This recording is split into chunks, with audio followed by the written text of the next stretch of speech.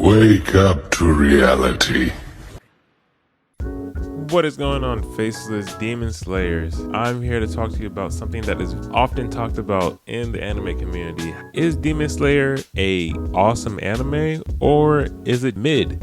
I bet many have seen a bunch of videos talking about whether or not if Demon Slayer is good. And you are all here today because we're going to get through this real quick. I'm not going to take half of your day or a whole 3 hours to tell you whether or not Demon Slayer is good. Bottom line, is Demon Slayer good? Now, many people always talk about how Demon Slayer is such a simple plot and the storyline isn't anything special, which honestly is true. I mean, how many animes have you guys seen about a sibling who is trying to restore their sibling back to the way they were after a tragic accident has happened? Like, this isn't special. But in the case of Demon Slayer, there is something that sets it apart from all of the animes that use this trope of sibling. Now, when looking at the storyline of Demon Slayer, we can honestly say that there is nothing amazing about the story. It's simply just Tanjiro trying to get Nezuko back to being a human. Just like in Fullmetal Alchemist Brotherhood, Ed wants to restore Al's body.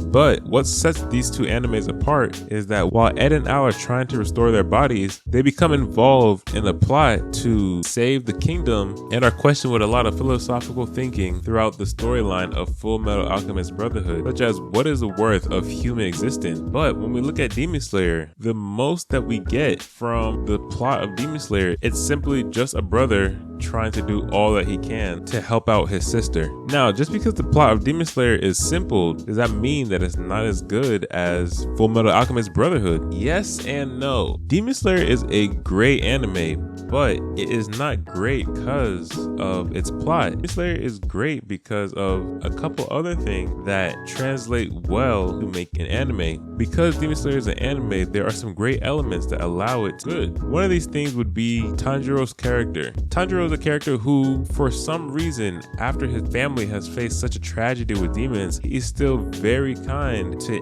any enemy who's trying to take off his head. And even though you've probably heard this before, he's not your average shonen protagonist. He's honestly empathetic and kind to his enemies, regardless of who they are. And this sets him apart because while there are shonen protagonists who are kind to their enemy, and the Tanjiro is different from them because even though he is kind, he is still willing to take their head off. He doesn't care who you are, he is still going to fight you if you're his enemy, but he will be empathetic to you. Tanjiro is the type of person to be like, this hurts me more than it hurts you, and cry for you after he'll cut off your head. And his personality is something that really stands out in the world of Demon Slayer, where everybody who is a part of the Demon Slayer corps hates and wants to get rid of them because of a tragedy that befell them. And Tanjiro is the same, but because of what has happened to them, he still is able to be empathetic to them and show kindness towards them. Now, animation. Animation is one thing that makes Demon Slayer so much better than other animes around. But the reason that animation works so well for Demon Slayer, and especially in very emotional scenes where characters are crying, is probably due to the effect of spreading activation. But basically, the spreading activation means that when you see somebody cry, you are more likely to cry because that person is crying. And this happens to humans every day. And if you say this doesn't happen to you, then you are a heartless monster. So when watching Demon Slayer doesn't shy away from letting characters cry. I mean, we've seen Tanjiro cry probably 3 or 5 times in the first season. And that's when he's crying for somebody else, not even because of something that's happened to him. And so the spreading activation makes us feel empathy for Tanjiro and causes us to feel those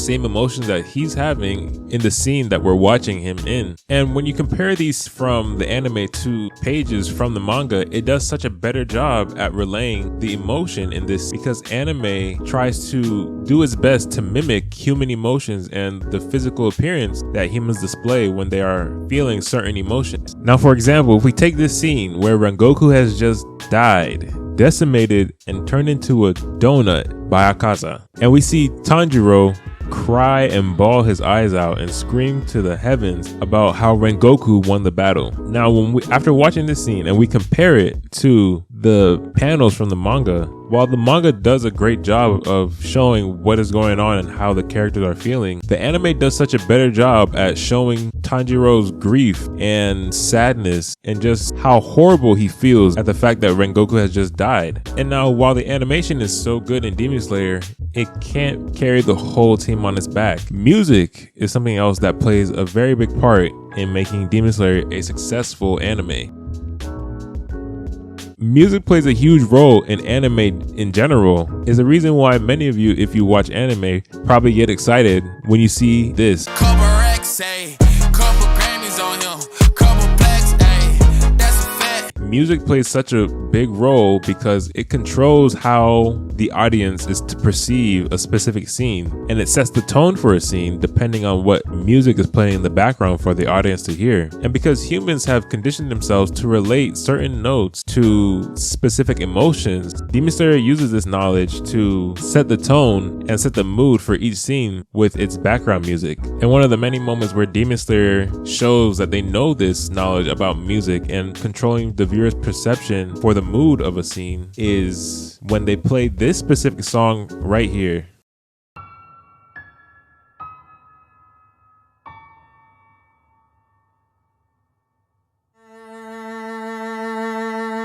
And if you don't know those first two notes, then you don't watch Demon Slayer, obviously. Because anybody who has watched Demon Slayer can tell me from those first two notes what that song is, where they remember hearing that song. And this song plays at probably the most emotional moments throughout Demon Slayer. And when it plays in these emotional moments, and it lets the audience know you better be prepared to cry your eyes out. So I say all that to say, is Demon Slayer overrated? No, it's not overrated. Is the plot overrated? Yes, it is. The plot is something that we've seen probably hundreds of times. It's nothing extraordinary, but Demon Slayer as a whole, Demon Slayer as an anime, is probably one of the best animes in a long time. Being able to have characters that are so empathetic and have emotional scenes in an action-packed anime that is very plot-driven, I think it's something that makes Demon Slayer stand out among,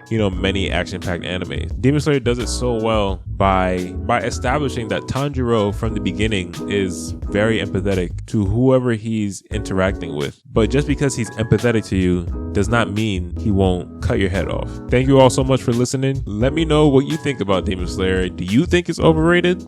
I don't think it's overrated. I think at best, it's probably a 9 out of 10. I will see you guys next time. Peace.